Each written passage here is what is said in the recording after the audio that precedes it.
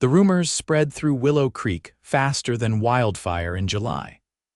Tessa Thompson could feel eyes following her as she walked down the dusty Main Street, whispers trailing in her wake like the billowing hem of her skirt. The year was 1878, and in this frontier town nestled in the Colorado Territory, a woman alone might as well have had a target painted on her back. "There she goes," someone hissed as Tessa passed the general store. "Heard she poisoned her husband back east." Tessa kept her chin high, fingers tightening around her market basket until her knuckles whitened. 3 months in Willow Creek, and still the rumors persisted, growing wilder with each telling. She'd been a witch, a harlot, a thief, and now apparently a murderer as well. The late afternoon sun beat down mercilessly as Tessa hurried toward Mrs. Holloway's boarding house. At 24, she had hoped to find a fresh start in the West after her parents' deaths left her alone in the world. Instead, she'd found only suspicion and isolation. The sound of pounding hooves drew her attention as a group of riders thundered into town, kicking up clouds of dust. Cowboys fresh from the trail, by the look of them sun-weathered and trail-worn. Most headed straight for the saloon, but one rider caught her eye. Tall and broad-shouldered, he sat his horse with the easy confidence of a man who'd spent his life in the saddle. As if sensing her gaze, he turned his head, and for a brief moment, their eyes met across the street. Something flickered in his expression: curiosity, perhaps before he tipped his hat and followed his companions into the saloon. Tessa quickened her pace. It didn't matter if he was handsome. New faces in town just meant new ears for old gossip. Later that evening, as Tessa helped Mrs. Holloway serve dinner to the boarders, the front door opened, admitting a gust of cool evening air and the very cowboy she'd noticed earlier. Mrs. Holloway bustled forward. "Mr. Preston, what a pleasant surprise. I didn't know you were back in these parts. Just rode in today, madam." His voice was deep and pleasant with a slight drawl.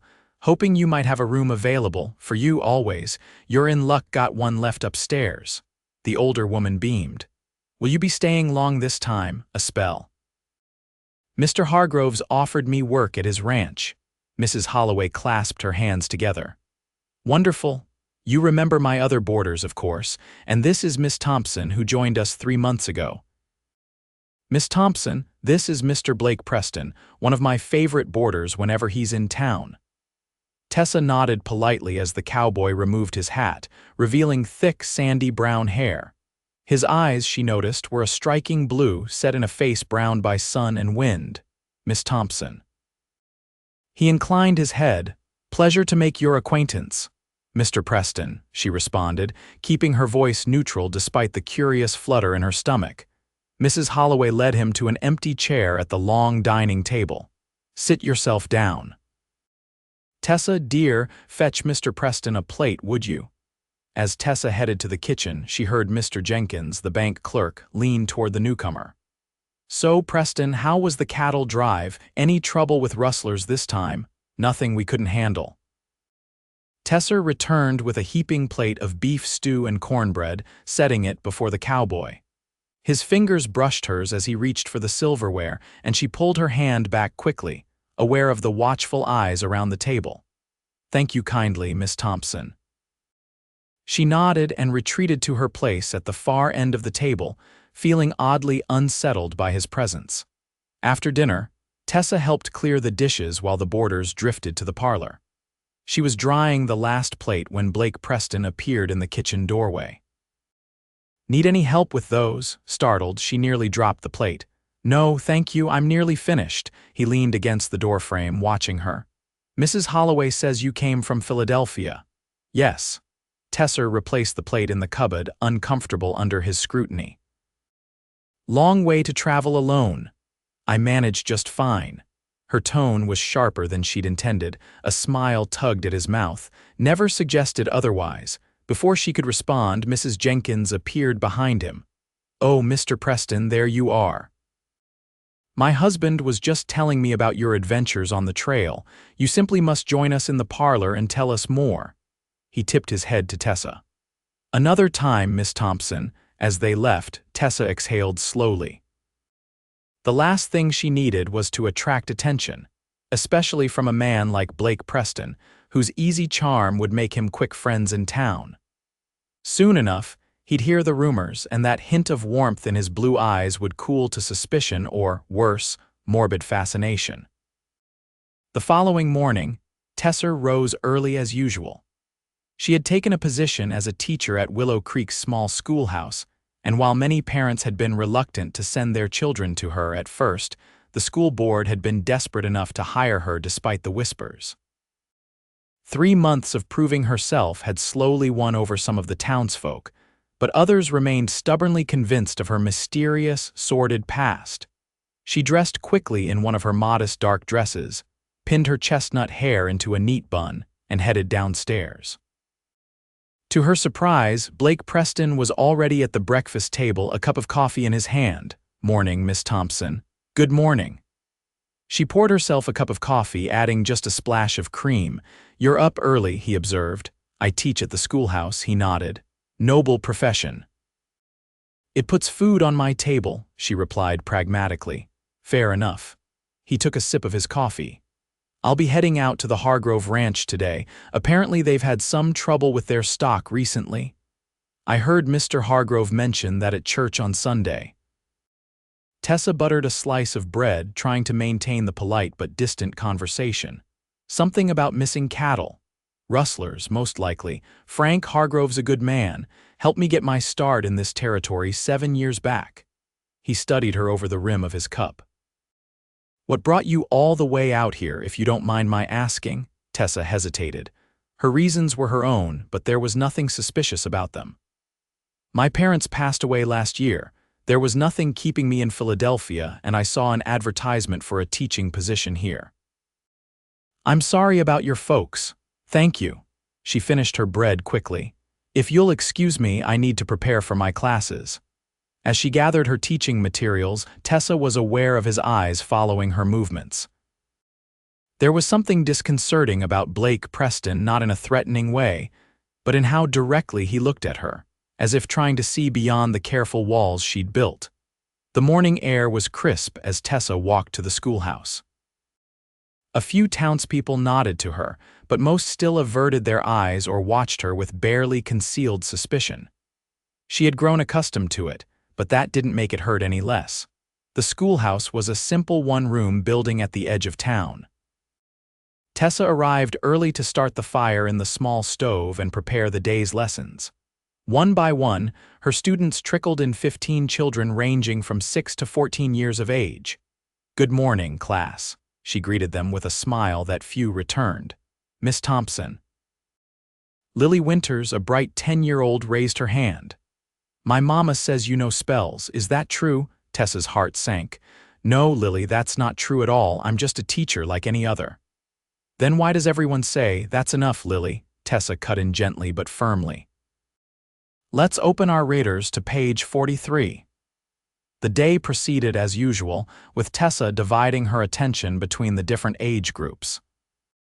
By afternoon, she had almost forgotten the morning's uncomfortable exchange until she dismissed the class and found several mothers waiting outside, whispering among themselves and casting suspicious glances her way. Mrs. Winters, Lily's mother, stepped forward. "Miss Thompson, I'd like to speak with you about what you've been teaching my daughter." Tessa's stomach nodded. "Of course, Mrs. Winters. What concerns you?" "Lily came home yesterday talking about ancient Egyptian beliefs. Said you told the class they worshipped many gods." The woman's lips pinched tight. "We're God-fearing people in this town, Miss Thompson." "I was teaching history, Mrs. Winters. The children should understand different cultures and historical periods." Another mother joined in. "My Samuel said you told them the earth is millions of years old." "That goes against scripture." Tessa took a steadying breath. "I'm simply teaching the standard curriculum, ladies. If you have concerns about the content, perhaps you should address them with the school board." "Maybe we will," Mrs. Winters said ominously. "Come along, Lily." As the group departed, Tessa leaned against the schoolhouse door, eyes closed in frustration. Every step forward seemed to be followed by 2 steps back. "Rough day," she started at the voice, opening her eyes to find Blake Preston approaching on horseback. He dismounted, leading his horse by the reins. "Mr. Preston, what brings you here?" "Heading back to town from the Hargrove place. Thought I'd see how the schoolmarm was faring." His eyes flicked to the retreating mothers. "Not well from the looks of it." Tessa straightened, smoothing her skirt. "I'm perfectly fine." "Sure you are." His tone made it clear he didn't believe her. "Mind if I walk you back to town?" She hesitated. Being seen with Blake Preston would likely spark new rumors, but walking alone past the group of mothers seemed equally unappealing. "That would be kind of you," she finally said. They fell into step together, Blake leading his horse behind them. For a while neither spoke, the only sounds the crunch of their boots on the dirt road and the soft snorting of his horse. "I've been hearing some interesting stories about you," Blake finally said, his voice casual. Tessa's heart sank. "Have you now, MMM? According to Mrs. Gilmore at the general store, you're a witch who fled Philadelphia after cursing an entire congregation. Mr. Jenkins at the bank seems to think you're a confidence woman on the run from the law." He glanced at her with a hint of amusement. "And old Charlie at the saloon is convinced you're secretly royalty hiding from assassins." Despite herself, Tessa laughed. "Well, at least Charlie's version is flattering. Any truth to these tales? What do you think?" He studied her for a long moment. "I think people in small towns often have more imagination than sense." She looked away, touched by his apparent belief in her innocence. "They're not entirely wrong. I did leave Philadelphia in a hurry and not under the best circumstances. We've all got our stories, Miss Thompson." His voice was gentle. "Out here, it's what a person does, not what they've done, that matters most." "That's a nice sentiment, Mr. Preston, but not one shared by most of Willow Creek." They had reached the edge of town. Ahead, Tessa could see people moving along the main street, and her step faltered at the thought of being seen walking with Blake. He noticed her hesitation. "Something wrong?" "No, she straightened her shoulders. "Thank you for the escort, Mr. Preston. I can make my way from here." Understanding dawned in his eyes. "Afraid being seen with me will add to those rumors?" "Precisely." She offered a small smile. "No offense intended, none taken." He tipped his hat. "See you at dinner, Miss Thompson." As Blake mounted his horse and rode ahead into town, Tessa watched him go, wondering why his kindness unsettled her almost as much as the town's suspicion. The next few days fell into a pattern. Tessa would see Blake at breakfast, exchange polite conversation, then head to the schoolhouse. Sometimes he would be at dinner, sometimes not, depending on his work at the Hargrove Ranch. Despite her initial reservations, she found herself looking forward to their brief interactions. He was unfailingly courteous and seemed genuinely interested in her thoughts on books, education, and the West. "Ever been to San Francisco?" he asked one evening as they sat in Mrs. Holloway's parlor, the other boarders having retired early. Tessa shook her head. "I've never been farther west than where I am now. It's something to see. Buildings taller than you can imagine, ships from all over the world in the harbor." A hint of wanderlust crept into his voice. "After we finish this job for Hargrove, I might head out that way again. You don't stay in one place long, do you?" "Never saw much reason to." He stretched his long legs toward the fire. "Always another horizon, another job. Don't you ever get lonely?" The question slipped out before she could stop it. Blake's eyes met hers, surprisingly serious. "Sometimes, but loneliness isn't just about being alone. A person can be plenty lonely in a crowded room." The understanding in his voice made Tessa look away, uncomfortable with how easily he seemed to see through her careful composure. "What about you, Miss Thompson? Planning to put down roots here in Willow Creek?" She sighed. "I had hoped to. Now I'm not so sure I'll be welcome long enough to try." "Those rumors bothering you that much, wouldn't they bother you? To have people look at you like you're something dangerous or damaged?" She stared into the fire. "I came here for a fresh start, not to be judged for things I never did." Blake was quiet for a moment. "What really happened in Philadelphia, if you don't mind my asking?" Tessa hesitated, then decided there was little harm in telling him the truth. I was engaged to be married. The son of my father's business partner. It was practically arranged since childhood. After my parents died, Andrew became different, controlling. When I broke off the engagement, he was furious. She twisted her hands in her lap. He spread terrible stories about me, said I'd been unfaithful, that I'd stolen family heirlooms. By the time he was done, no respectable family in Philadelphia would receive me. So you ran. I left, she corrected. With my head held high and what little remained of my inheritance, I thought distance would leave those lies behind, but she gestured helplessly. Somehow rumors follow. Maybe I gave something away when I arrived, seeming too eager to start fresh. Or maybe folks just need something to talk about, and a pretty newcomer makes an easy target. Blake's expression was sympathetic. For what it's worth, I think you've got more courage than half the men I've ridden with, facing down this town every day. His words warmed her more than she cared to admit. Thank you, Mr. Preston. Blake, he corrected. After sharing confidences by firelight, I think we can use first names, don't you? She smiled, feeling something tight inside her chest begin to loosen. Tessa, then. Tessa, he repeated as if testing the sound of it. It suits you. The grandfather clock in the corner chimed 10, startling Tessa. I should retire. Early morning tomorrow. Blake stood as she rose, ever the gentleman. Sleep well, Tessa. As she climbed the stairs to her room, Tessa found herself smiling despite the day's earlier troubles. It had been so long since she'd had a genuine conversation with someone who wasn't looking for gossip or confirmation of rumors. So long since anyone had simply seen her for herself. But as she prepared for bed, doubt crept in. Blake Preston was a drifter by his own admission.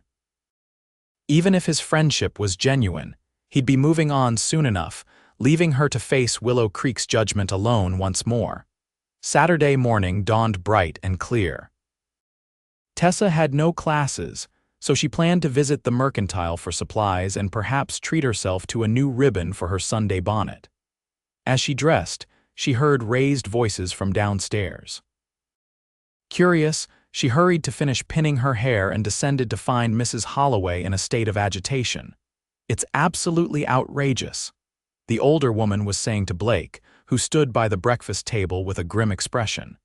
In all my years in Willow Creek, I've never seen such a thing. What's happened? Tessa asked, drawing both their attention. Mrs. Holloway wrung her hands. Someone's gone and written terrible things on the schoolhouse, Miss Thompson. Sheriff Miller just came by to tell us. Tessa felt the blood drain from her face. What sort of things? Blake stepped forward. Nothing worth repeating. Sheriff's already got men cleaning it off. I need to see. Tessa grabbed her shawl from the hook by the door. Miss Thompson, perhaps you shouldn't, Mrs. Holloway began, but Tessa was already heading for the door. I'll go with her, Blake said, grabbing his hat and following. Outside, Tessa moved swiftly down the street, heart pounding. Blake caught up to her in a few long strides. Tessa, wait. He touched her arm lightly. Take a breath. Going in there all fired up won't help matters. She stopped, trembling with anger and hurt. I need to see what they've done to my schoolhouse. I know. His voice was steady, calming, and we'll go, but walking in there looking upset gives them exactly what they want. Tessa took a deep breath, acknowledging the wisdom in his words.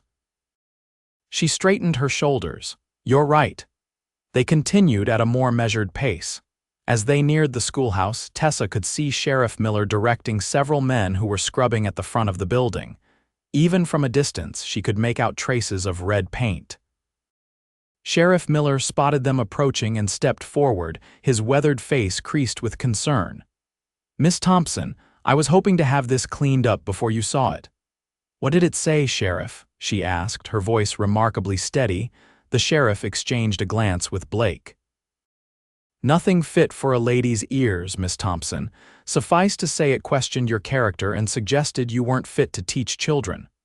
Was there any indication of who might have done this? Not yet, but I aim to find out. The sheriff's tone hardened. This kind of behavior has no place in my town. One of the men cleaning the building called out, Almost got it all, Sheriff. Tessa moved closer to inspect their work. Most of the paint had been removed, but faint traces remained, like a shadow of the ugliness that had been there. Her students would see this on Monday morning. "Thank you for taking care of this so quickly," she said to the sheriff, fighting to keep her voice even. "Just doing my job, madam." He shifted uncomfortably. "Miss Thompson, I know there's been talk about you in town. For what it's worth, I judge folks by what I see, not what I hear. And what I see is a dedicated teacher who's done nothing but good since arriving here." His unexpected support brought tears to her eyes, which she quickly blinked away. "Thank you, Sheriff." As they walked back toward town, Blake kept pace beside her, watching her face. "You all right? I will be." She lifted her chin. "This isn't the first time I've faced ugliness, and it likely won't be the last. No, but you shouldn't have to face it alone." His voice had an edge to it that surprised her. Whoever did this crossed a line. They reached the mercantile and Tessa paused. "I still need to get my supplies. You don't have to stay with me." "I don't mind." His smile returned, warming his blue eyes. "Besides, I need a few things myself." Inside, conversation stopped as they entered. Mrs. Gilmore behind the counter and 3 other women turned to stare, their expressions ranging from curiosity to outright hostility. Tessa straightened her spine and nodded politely. "Good morning, Mrs. Gilmore. I need some paper and ink, please." The shopkeeper hesitated before responding. "Of course, Miss Thompson." As Mrs. Gilmore gathered the items, one of the other women, Mrs. Winters, Tessa recognized with a sinking heart leaned toward her companions. "I told the school board we shouldn't have someone like her teaching our children. Now look what's happened." "Excuse me, madam." Blake's voice cut through the store, his tone deceptively pleasant. "Did you have something to say to Miss Thompson directly?" Mrs. Winters flushed. "This is a private conversation, Mr. Preston." "Doesn't sound private when I can hear it clear across the store." He stepped closer to Tessa, his presence solid and reassuring. "Miss Thompson is a fine teacher. My friend's children at the Hargrove Ranch speak highly of her lessons." "Well, the Hargroves might not be as concerned about moral influence as some of us." Mrs. Winters sniffed. Blake's eyes hardened. "The Hargroves are some of the finest people in this territory. Frank Hargrove fought in the war and built his ranch from nothing. His wife teaches Sunday school. If they trust Miss Thompson with their children's education, that's good enough for most folks with sense." Mrs. Winters and her companions gathered their purchases with pinched expressions and hurried out. As the door closed behind them, Mrs. Gilmore cleared her throat. "Your paper and ink, Miss Thompson." She pushed the items across the counter. "And I'm sorry about what happened at the schoolhouse. Not everyone in town feels the way Mrs. Winters does." Tessa managed a small smile. "Thank you, Mrs. Gilmore." Outside, Tessa turned to Blake. "You didn't have to do that." "Yes, I did." His expression was serious. "Those women have no right to judge you based on gossip. Even so, defending me will only link your name to mine in the town's eyes. That won't do your reputation any favors." Blake laughed, the sound rich and genuine. "Tessa, I've been shot at by rustlers, thrown from wild horses, and once had to outrun a grizzly bear. I think I can handle a few wagging tongues in Willow Creek." Despite everything, Tessa found herself smiling. "When you put it that way, I suppose town gossip does seem rather tame." "Exactly." He offered his arm. "Now, how about we really give them something to talk about and get some lunch at the hotel restaurant?" She hesitated, then slipped her hand into the crook of his elbow. "Why not? My reputation can hardly get worse." The hotel restaurant was Willow Creek's finest establishment, with white tablecloths and a menu that included dishes from back east. As Blake held her chair, Tessa was acutely aware of the stares directed their way. The waiter approached with a nervous expression. "Mr. Preston, Miss Thompson."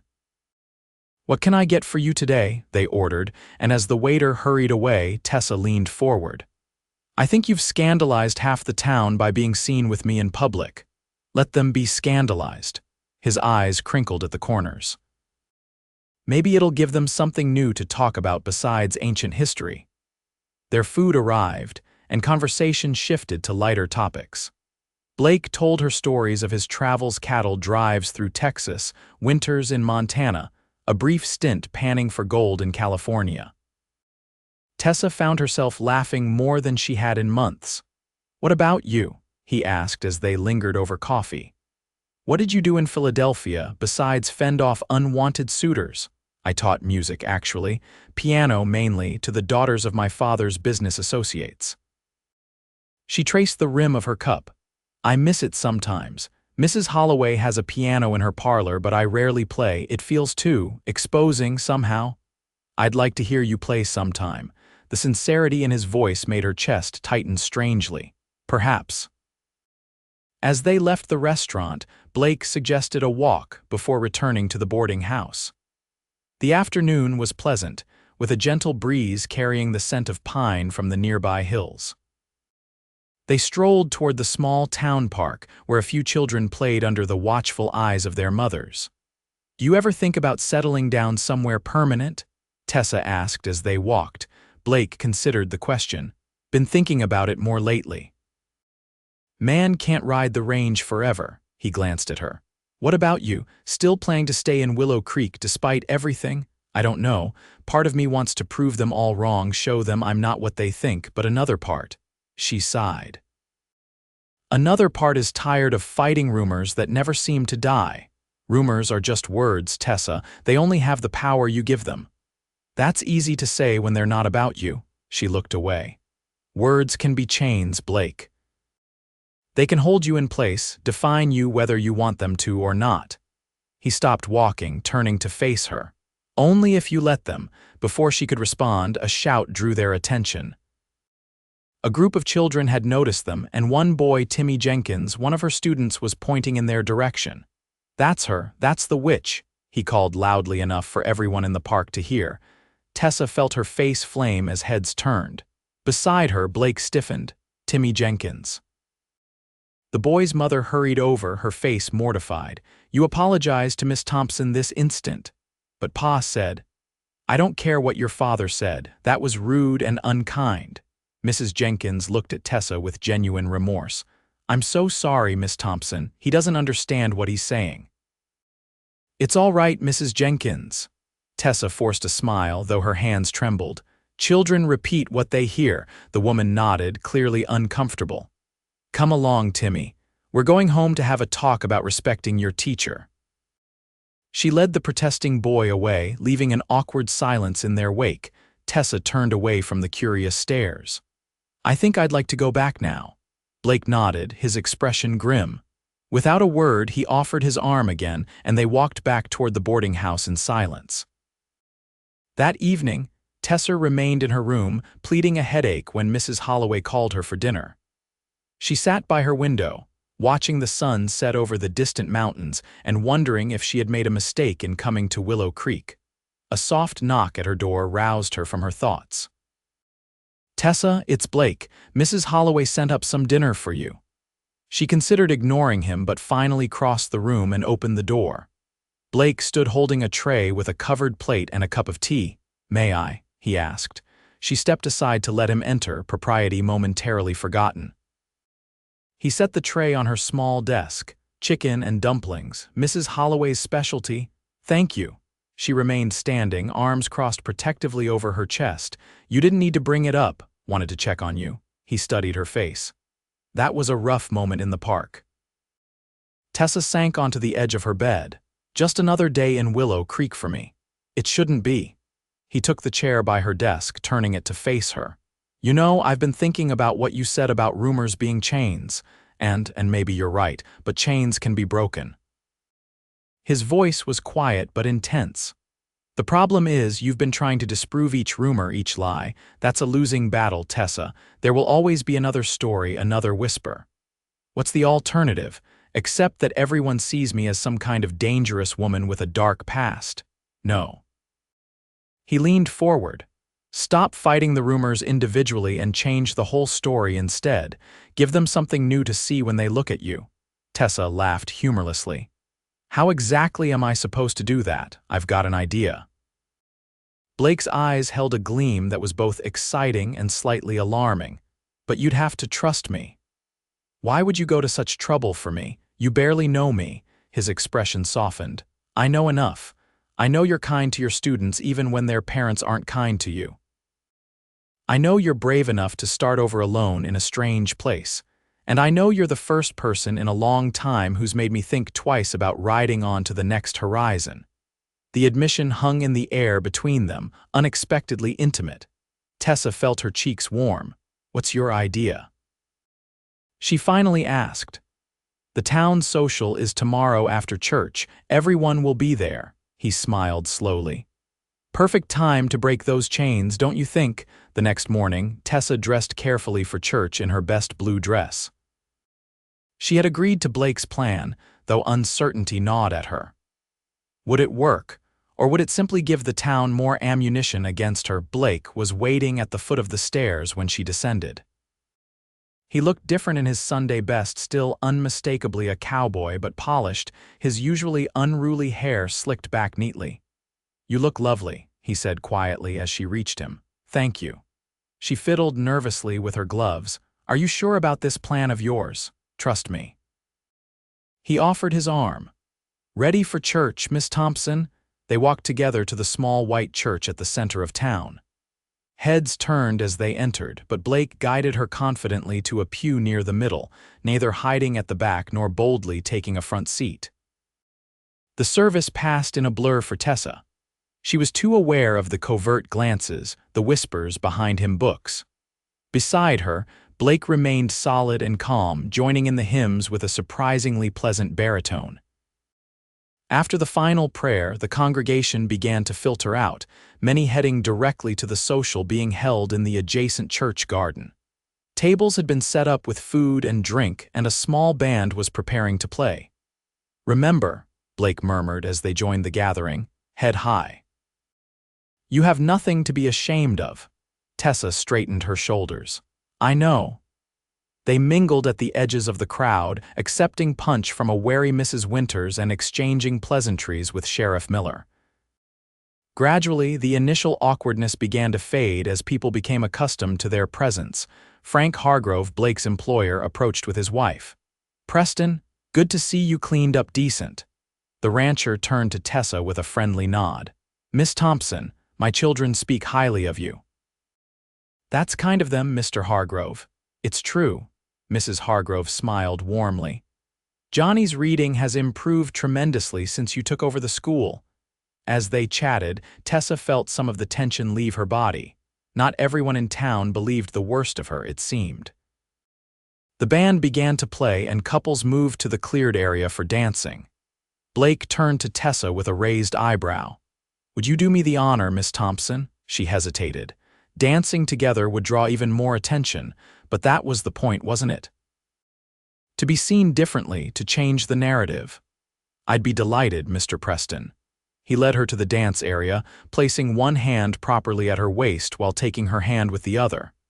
As they began to move to the waltz, Tessa was surprised by how well he danced. "Where did a cowboy learn to waltz?" she asked with a small smile. "San Francisco. Spent a winter there once, took some lessons." His eyes twinkled. "Never know when such skills might come in handy." They moved together smoothly, and Tessa gradually became aware that they had become the center of attention. Not because of whispers or scandal, but because they made a striking couple. Blake's height and strength complemented her more delicate frame perfectly. As the music ended, Blake didn't immediately release her. Instead, he leaned closer. "Ready to break those chains," he murmured. Tessa's heart raced. "Now, no better time." His eyes searched hers. "Trust me," she swallowed hard, then nodded once. Blake's hand moved to gently cup her cheek. Then, with the entire town watching, he bent and pressed his lips to hers in a kiss that was both tender and unmistakably public. Time seemed to stop. Tessa was aware only of the softness of his lips, the warmth of his hand on her face, and the hammering of her heart. When he finally pulled back, his eyes were dark with an emotion she couldn't name. Around them, the social had gone silent. Tessa could feel every eye upon them, could almost hear the collective intake of breath. Then, to her astonishment, Frank Hargrove began to clap slowly. "About time someone in this town showed some sense," the rancher called out. "Been watching you two dance around each other for days." His wife joined in the applause, followed by Sheriff Miller and gradually others. Some looked scandalized, others amused, but the hostility Tessa had grown so accustomed to seeing was largely absent, replaced by something like bewildered acceptance.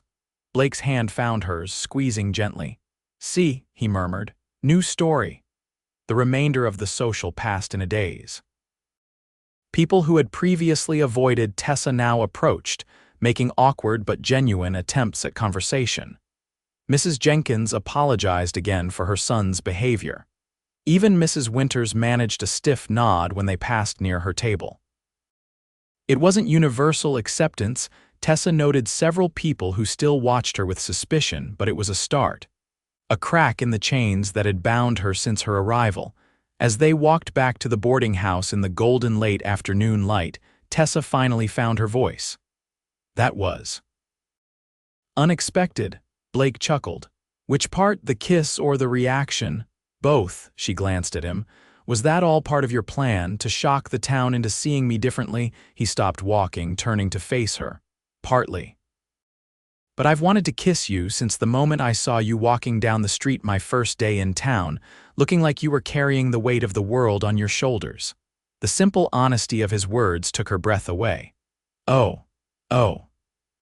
He raised an eyebrow, a smile playing at the corners of his mouth. "That all you have to say?" I'm not sure what to say." She looked down. "This changes things." "It does." He lifted her chin gently. "For the better, I hope." "What happens now?" "Now." He took her hand, resuming their walk. "Now we see what tomorrow brings. But whatever it is, you're not facing it alone anymore." The next morning, Tessa approached the schoolhouse with trepidation. Would yesterday's events change how her students or their parents viewed her, or would the old suspicions return in the harsh light of day? To her surprise, Mrs. Hargrove stood waiting by the schoolhouse door with her two children. "Good morning, Miss Thompson." The rancher's wife smiled warmly. "I thought I'd walk Johnny and Sarah to school today, maybe help you get things ready if you need an extra pair of hands."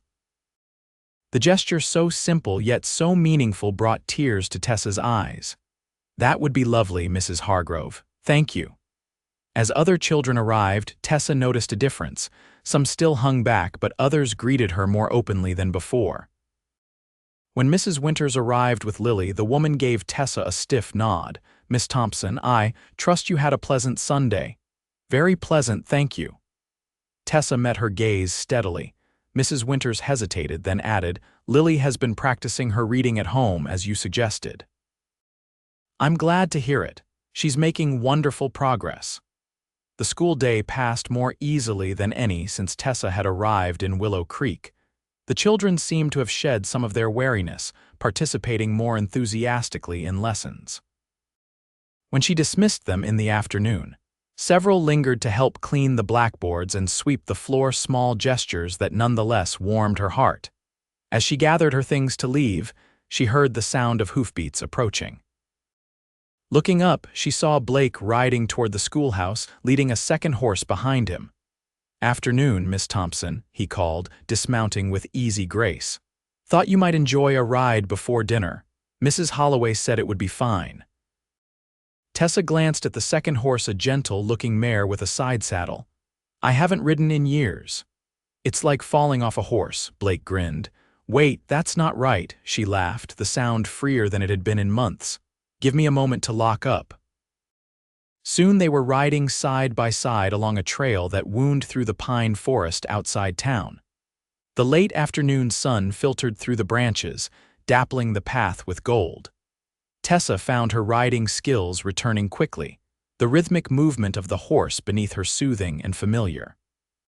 "Thank you for this," she said after they had ridden in comfortable silence for a while. "It's beautiful out here," Blake nodded.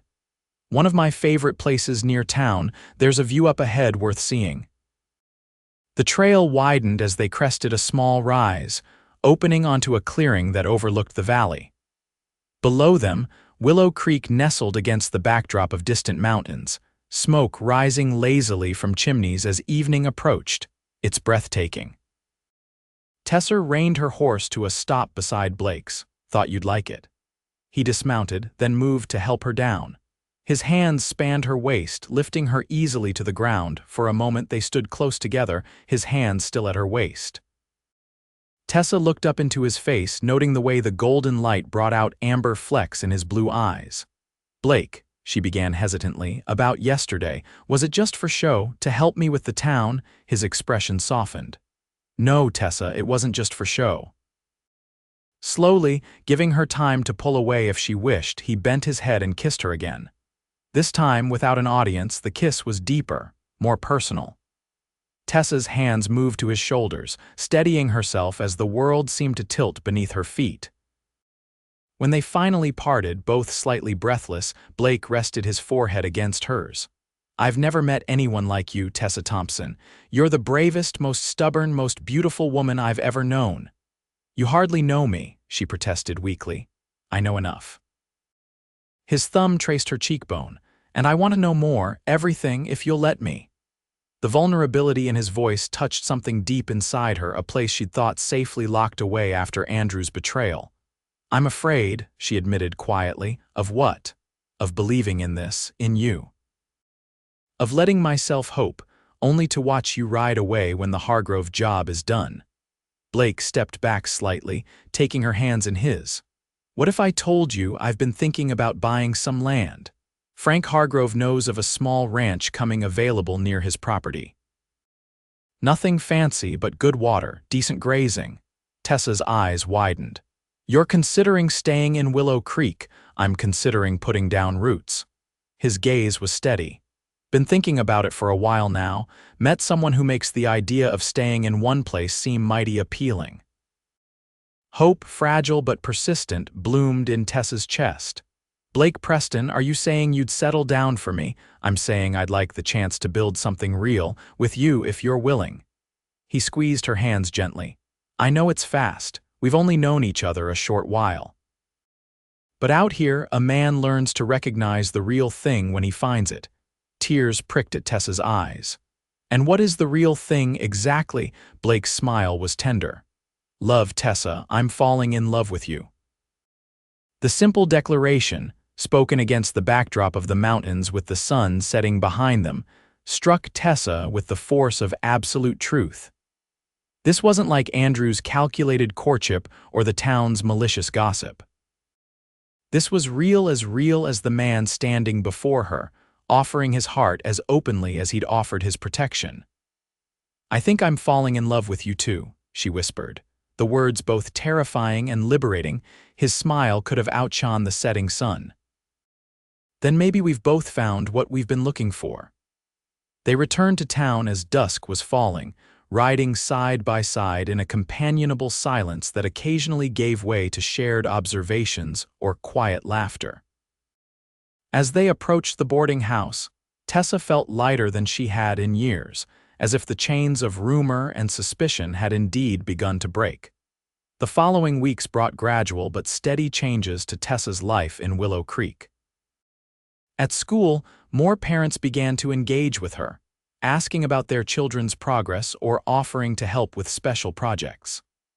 The hostile whispers didn't disappear entirely, but they diminished, becoming background noise rather than the dominating force in her daily existence.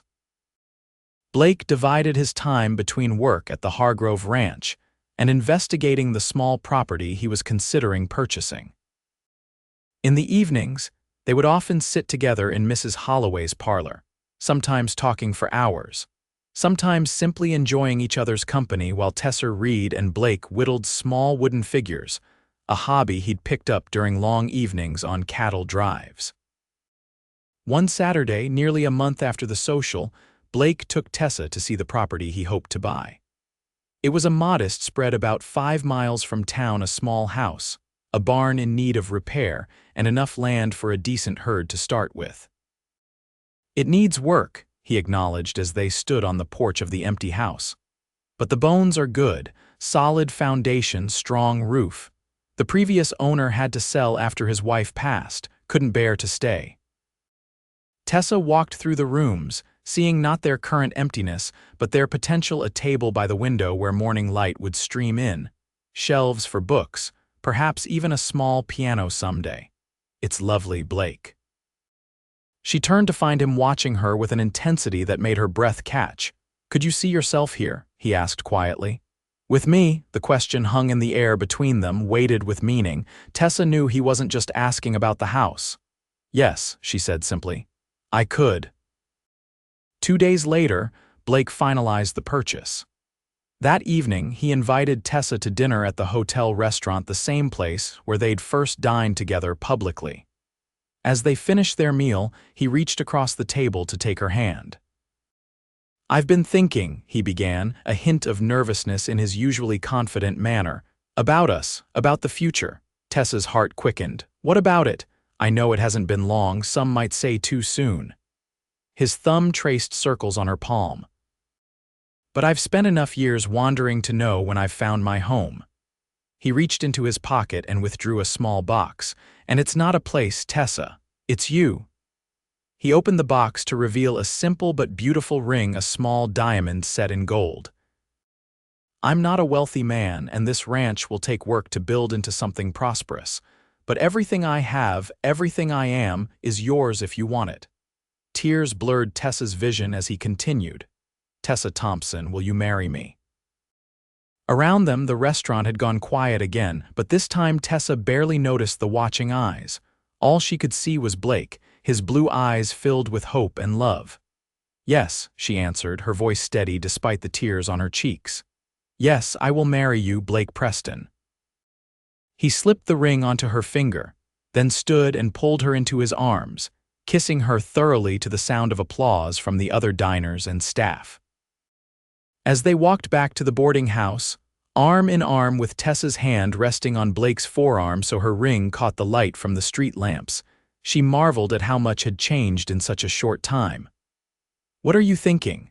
Blake asked, noticing her thoughtful expression.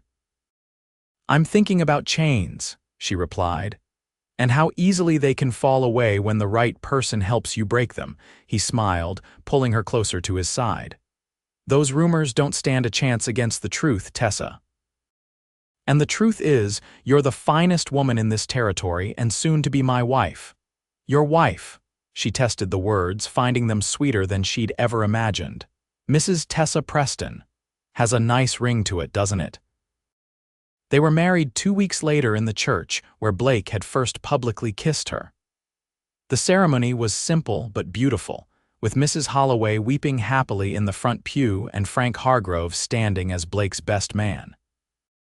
To Tessa's surprise, many of her students attended with their families, including Lily Winters, who presented her with a small bouquet of wildflowers before the ceremony. Mama says you're not a witch after all, the girl whispered. She says you're just a lady who had bad luck until Mr. Preston came along. Tessa smiled, touching the child's cheek gently. Your mother is partly right. I did have some bad luck, but I was never a witch, Lily. I was just a woman looking for a place to belong.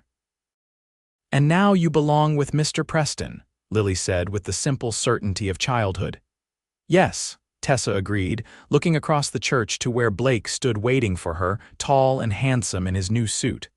Now I belong with him.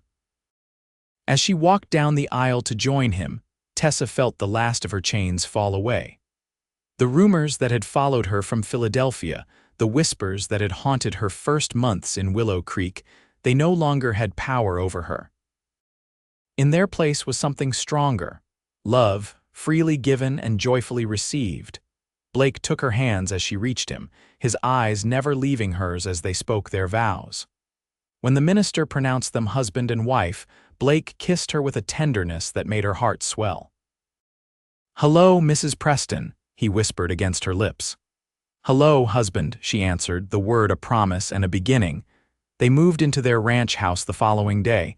It was still sparsely furnished, just a bed, a table with chairs, and a few essentials, but to Tessa, it was perfect. Their home, the place where they would build their life together. That first evening, as they sat on the porch watching the sunset paint the distant mountains gold and crimson, Blake put his arm around her shoulders. Happy? He asked. Tessa leaned into him, feeling the solid strength of him beside her. Happier than I ever thought possible. Good. He pressed a kiss to her temple. Because this is just the beginning. In the months that followed, they worked side by side to transform the small ranch into a thriving operation. Blake purchased a modest herd to start, while Tessa continued teaching at the schoolhouse. The townspeople, seeing her happiness and Blake's steadfast devotion, gradually accepted her completely. The rumors became a distant memory, replaced by the reality of the capable, kind-hearted woman they came to know. A year after their wedding, Tessa discovered she was expecting their first child. Blake's joy was boundless as he lifted her in his arms, spinning her around their kitchen before setting her gently back on her feet with a look of concern. "Should I not have done that? I don't want to hurt you or the baby."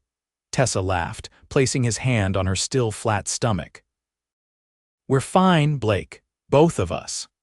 As her pregnancy progressed, Tessa reluctantly gave up teaching temporarily, promising her students she would return after the baby was born. In her absence, Mrs. Hargrove volunteered to take over the class, ensuring the children's education wouldn't suffer.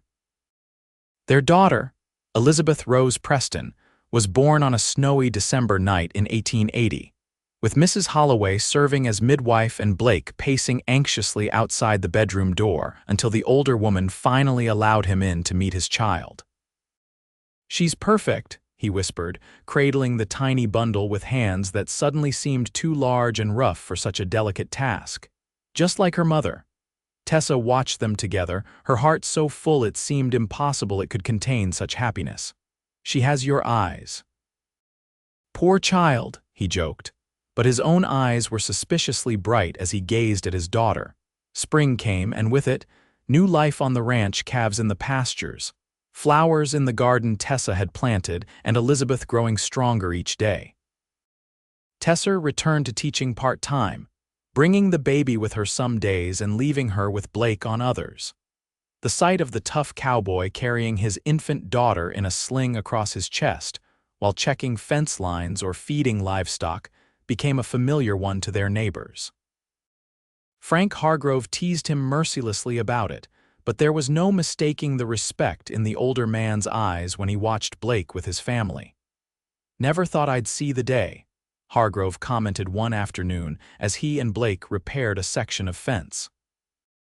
Blake Preston settled down with a wife, a baby, and roots growing deeper by the day.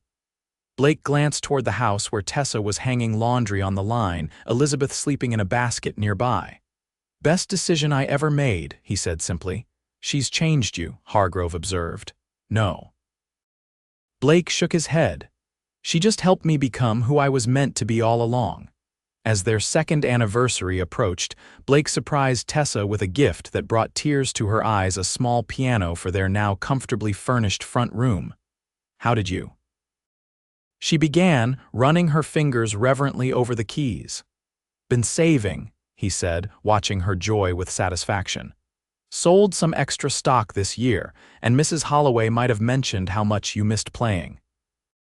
That evening, after Elizabeth was asleep, Tessa played for the first time in years, her fingers finding the familiar patterns as if no time had passed. Blake sat beside her on the bench, watching her hands move across the keys, occasionally turning pages of music for her. When she finished a particularly beautiful piece by Chopin, he took her hands in his, pressing a kiss to each palm. "Thank you." "For what?" she asked, puzzled. "For this, for our home, our daughter, for trusting me that day at the social when I asked you to break those chains." His eyes held hers, as blue and honest as the day they'd met. "For loving me." Tessa leaned forward, kissing him softly. "Thank you for seeing me, really seeing me when everyone else only saw the rumors." He gathered her close, his cheek resting against her hair. "I knew from the first moment I saw you walking down that street, trying so hard to hold your head high despite the whispers, that you were someone special. Someone worth knowing, worth loving. Even with all my supposed dark secrets," she teased, "especially with those." He chuckled. "Though I admit, I was a little disappointed to discover you weren't actually royalty in hiding. Charlie at the saloon had me half convinced." Tessa laughed, the sound filling their home with warmth. "I'm sorry to have been so ordinary after all." Blake shook his head, lifting her hand to press a kiss to her wedding ring. "There's nothing ordinary about you, Tessa Preston. Not to me." Outside, the stars appeared one by one in the darkening sky, while inside, the small piano stood as a symbol of dreams fulfilled and promises kept. On the wall above it hung a framed photograph taken on their wedding day, Tessa and Blake, looking into each other's eyes with matching expressions of joy and hope. The rumors that had once defined Tessa's existence in Willow Creek had long since faded, replaced by the truth of who she truly was. A devoted teacher, a loving wife, a mother, a neighbor, a friend. The chains that had bound her had been broken not just by Blake's public kiss that Sunday at the social, but by his unwavering belief in her, his steadfast love, and the life they had built together. As they sat side by side at the piano, planning their future and dreaming of the years to come, Tessa knew with absolute certainty that she had found what she had always sought: not just acceptance, but belonging. Not just a place to live, but a home. Not just freedom from the past, but hope for the future. And it had all begun with a cowboy who had seen beyond the rumors to the woman beneath, who had broken her chains with a kiss and helped her write a new story, their story one day at a time.